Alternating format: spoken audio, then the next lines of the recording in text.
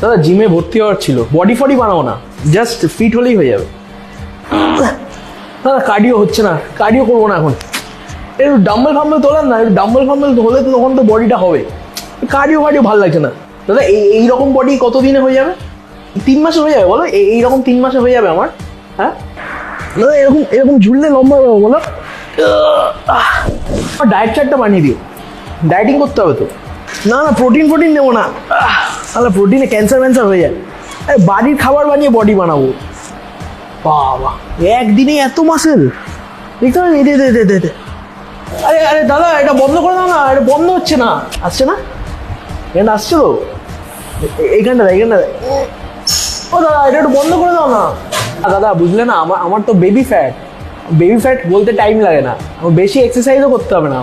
আরে না না, কম ওয়েট দিয়ে করলে মাসেল হয় না, তোরা জানিসই না, বেশি ওয়েট দিয়ে করতে হবে। এরকম করে করতে হবে।